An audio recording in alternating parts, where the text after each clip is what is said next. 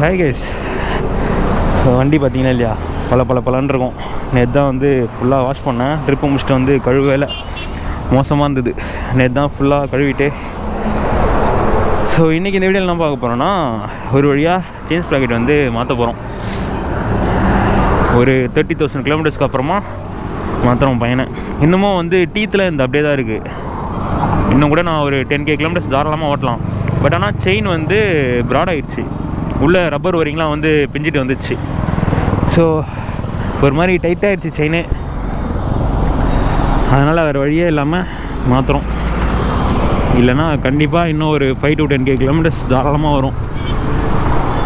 And ஃபுல்லாக வந்து நான் என்ன யூஸ் பண்ணேன்னா, ஃபஸ்ட்டு ஸ்டார்டிங்கில் வண்டி வாங்கின புதுசில் வந்து மோட்டல் லூப் யூஸ் பண்ணேன்.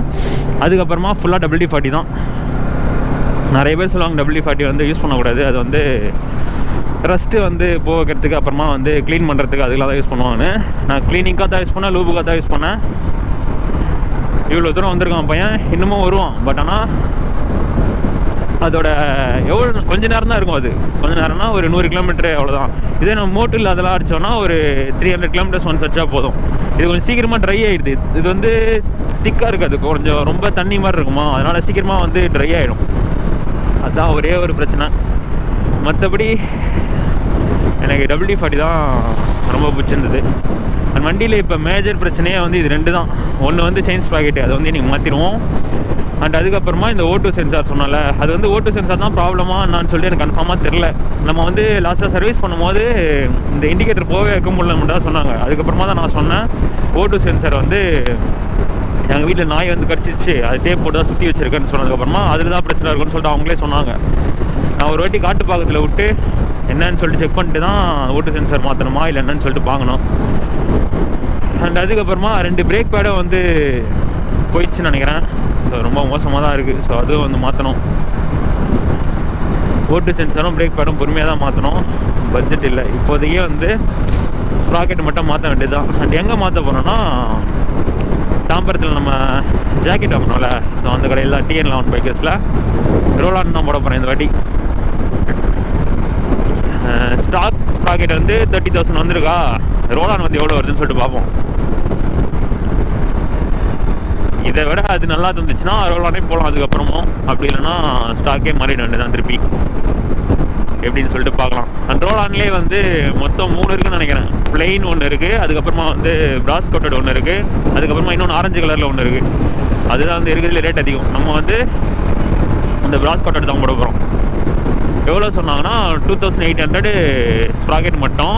லேபர் சார்ஜ் ஒரு 350, மொத்தமாக ஒரு 3200 வரும்னு நினைக்கிறேன். நீங்கள் அவனை மாற்றிட வேண்டியது தான். கரெக்டாக எவ்வளோ ஓடி இருக்கு, 29,840. 31 கிலோமீட்டர்ஸ், 31,000 கிலோமீட்டர்ஸில் சர்வீஸ் வேறு ஒன்று திருப்பி. அண்ட் அதுக்கு முன்னாடி ஒரு ட்ரிப்பு போகணும்னு நினைக்கிறேன். நெக்ஸ்ட் மந்த் எண்டில் கொல்லிமலை பிளான் பண்ணியிருக்கோம், பார்ப்போம்.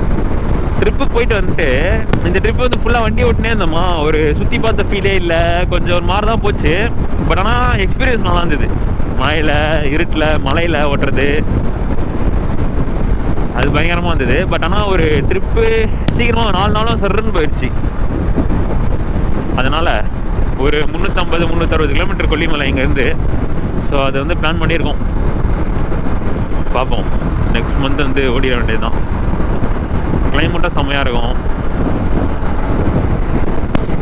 அந்த ஹில்ஸும் செம்மையாக இருக்கும். 72 ஹேர்பின் பென்ஸு போயிட்டு ஜாலியாக சுற்றிட்டு வர வேண்டியது தான்.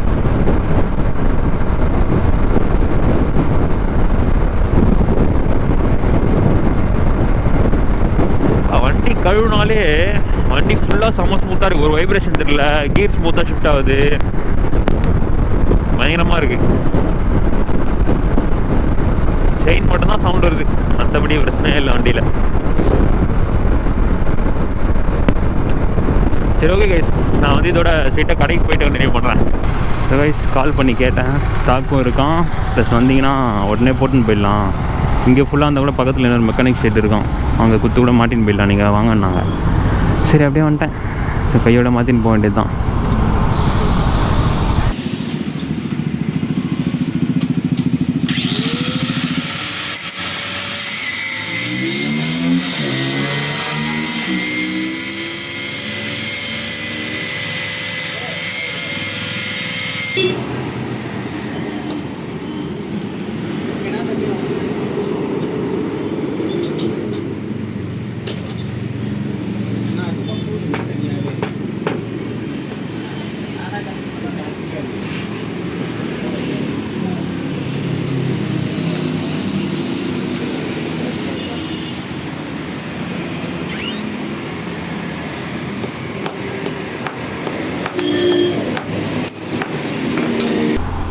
சொல்லியா ஸ்ப்ராக்கெட் மாற்றியாச்சு.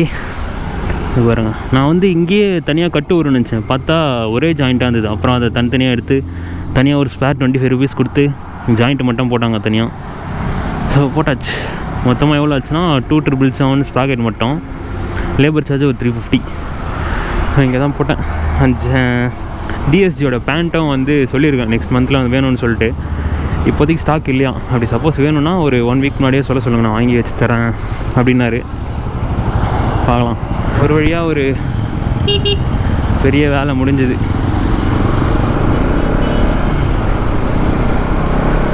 வண்டியில் ஃபுல்லாக பிளாக் ஆகுதா, செயின் மட்டும் துண்டா தெரியுது அந்த ப்ரௌன் கலருக்கு.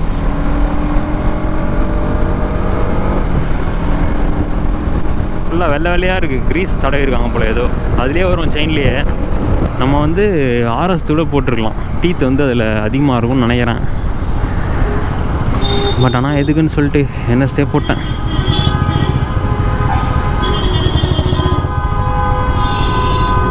நீ தான் வண்டிலாம் துவைச்சா ஃபுல்லாக க்ரீஸ் ஆயிடுச்சு.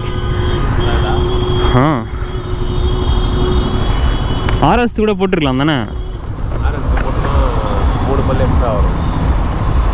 போட்டிருக்கலாம்.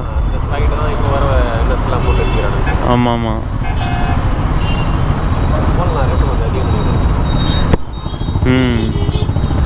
இதே வந்து BS7க்குலாம் ஆர்எஸ்க்கு வர அதே ஸ்ப்ராக்கெட் மாற்றிட்டாங்க போல்.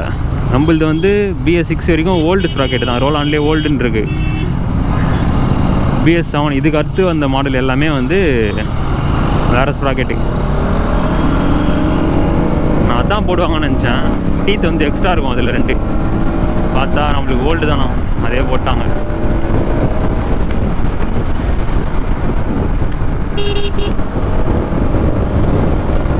ஏதோ ஒன்று ஸ்ப்ராக்கெட்டு தான் மோசமாக இருந்தது நம்ம வண்டியில், மாற்றியாச்சு. இப்போ பையன் பக்காவாக இருக்கான்.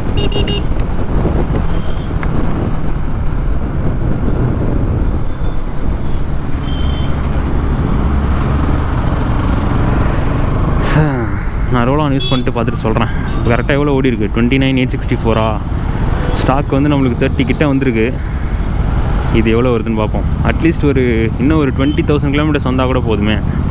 அவ்வளோ வரதே கஷ்டம்னு நினைக்கிறேன் ரோலான்னு. பார்க்கலாம், நம்ம மெயின்டைன் பண்ணுறதை பொறுத்து தான் மேக்ஸிமம் எவ்வளோ தருதுன்றது பார்ப்போம்.